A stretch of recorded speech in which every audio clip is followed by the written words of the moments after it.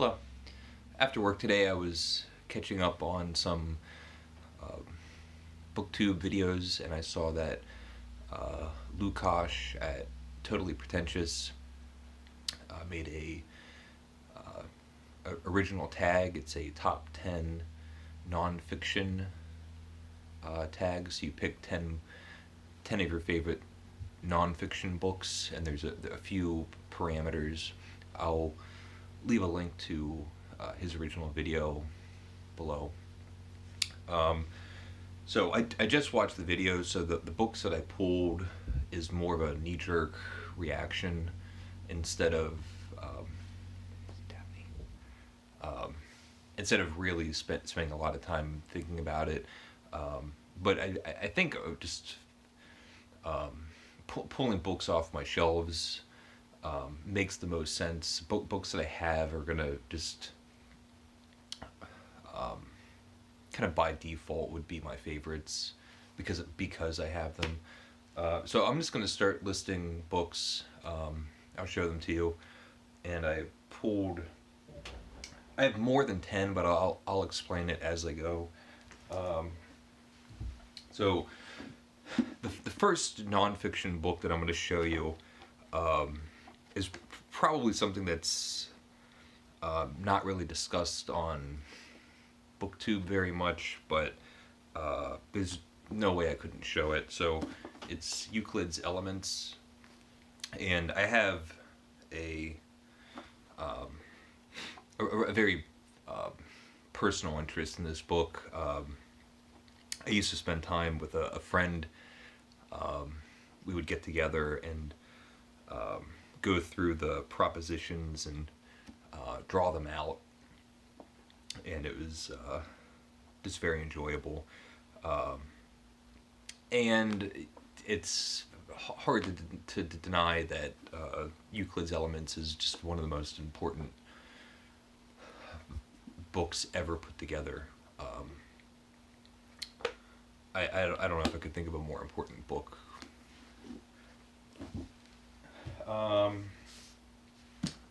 Also, these are not going to be in...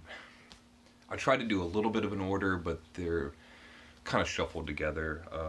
I have From Dawn to Decadence by Jacques Barzun, and this book is just has been like an infinite resource, especially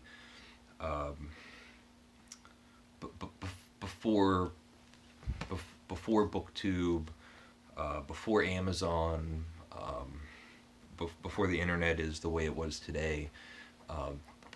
Being able to get a book that would just give you so much information, broad scope. So this is something just kind of like a panorama of Western or Occidental culture and civilizations and literature. Just amazing. I spent a lot of time going back and forth in this book. I love it, and I've read several things by Barzun also. I saw that Lukács did this as well, so this is going to be a collection of essays by Ralph Waldo Emerson. And I've spent a lot of time with this book too. Just it's spending time with a genius. The thoughtfulness and insights that he has on so many subjects is just astounding and readable. I mean, he's so engaging, no matter what the topic, if it's historical or pragmatic or philosophical or what. Emerson has just never let me down.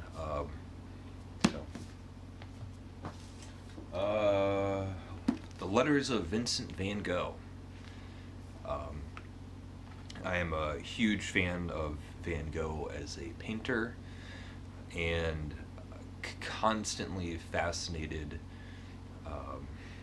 with how his mind works and how and how he saw the world, and the fact that we have just such great documentation of his thoughts is just so important to me. And this is one of the books. A few of these, I think, will be books that have been bedside reading, books that I want to have on hand. Anyway, Letters of Van Gogh.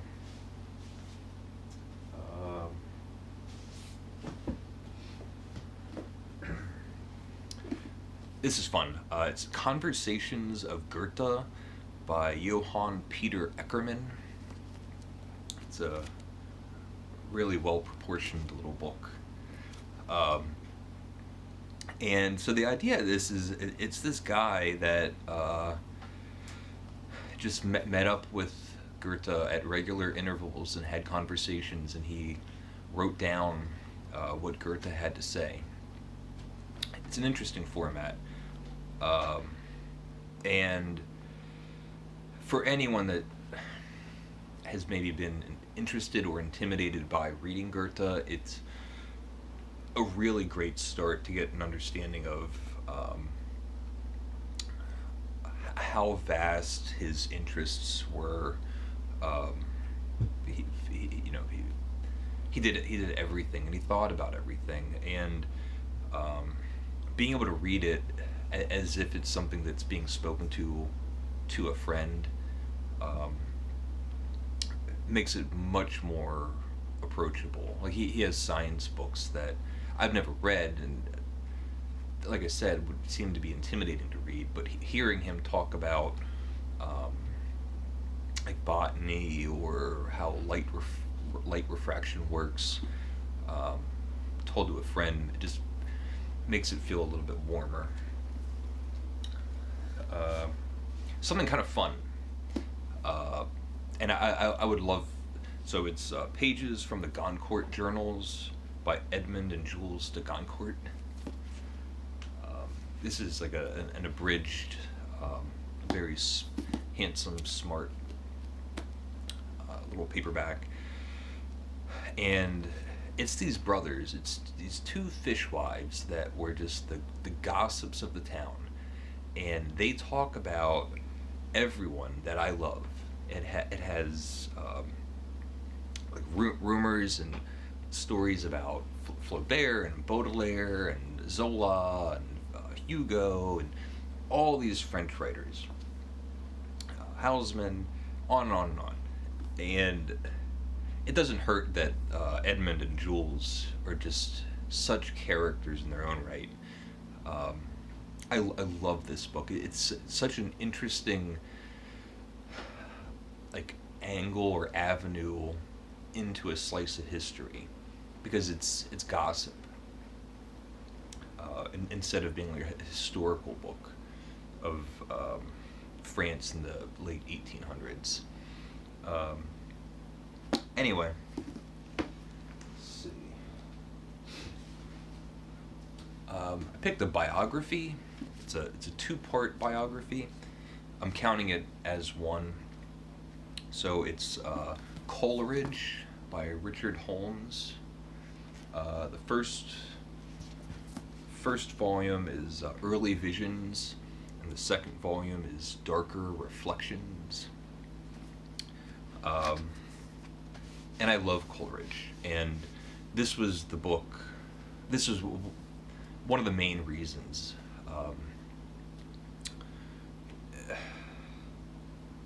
Coleridge was just such an impressive mind, and I love almost everything I've read by him, and it's such a human, complicated figure as well, because he was a genius, but he was also a drug addict and a really flawed human being. He was a scatterbrain. So, equal portions. He was adventurous, but also sort of a deadbeat dad, and a husband and father that abandoned his family.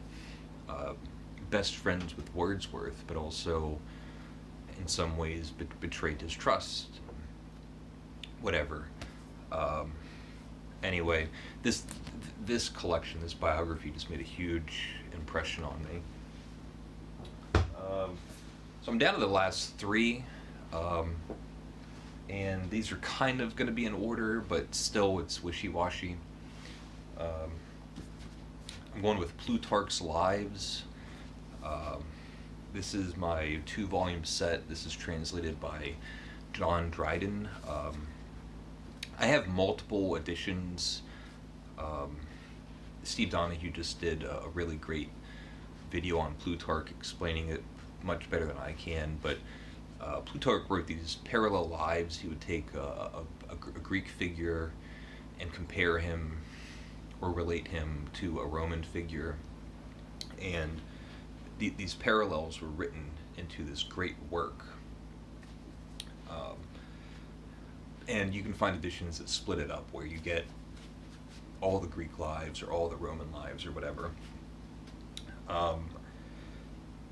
And these books have been just so instrumental and instructive in two ways, or more than two ways. One, learning about Greek and Roman history, but also learning about how to conduct yourself, the proper way to comport yourself,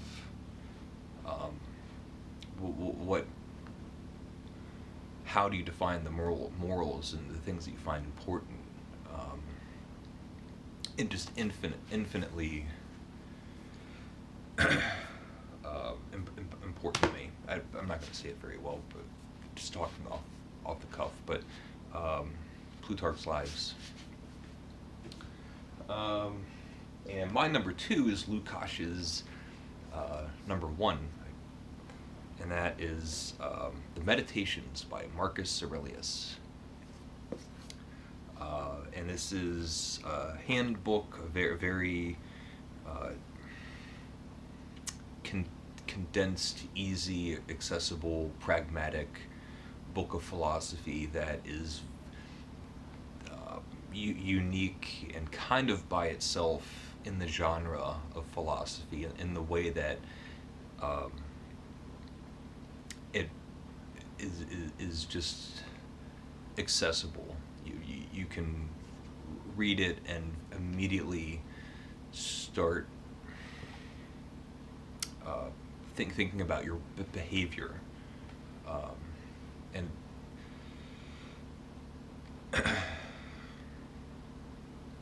and I don't know. I've read this countless times. It's a book that you can open up to any page. Just the idea of how do you react to the world around you. Anyway, so Meditations by Marcus Aurelius, and for my number 1 book, which I guess it probably isn't my number 1 book, but now that we're here, I'm going with Epictetus, the Discourses. And this is a book that Marcus Aurelius drew heavily on, and it is the same, it's the similar philosophy and instruction that you will get out of Marcus Aurelius, but it goes at length. He spends more time going through a lot of the thoughts that you'll find in the Meditations. But, Marcus Aurelius will tell you to, how you react to the world is more important than things that are happening. There's things that you can control and things that you can't control. But when you're the Roman emperor, it's kind of an easy position to take. I'm not doubting the sincerity that Marcus Aurelius has in this book, but when you get to Epictetus, who was a slave, who was a cripple, so you have this lame, enslaved man that that wrote these doctrines that Marcus Aurelius later kind of condensed and focused into probably an easier book to read. But the authenticity turns into something wholly different. Yeah, it's powerful and a great companion. So I would almost put these two together, but I'm going to end it there. Lukács really did tag lots and lots of people, so I'm not going to do that. If you're interested in doing this, you're more than welcome. Leave a comment if you would like. This was sort of much more ill-prepared than in most of my videos, which were already ill-prepared. But I'll leave it there. Leave a comment if you'd like, and thank you for watching. Bye.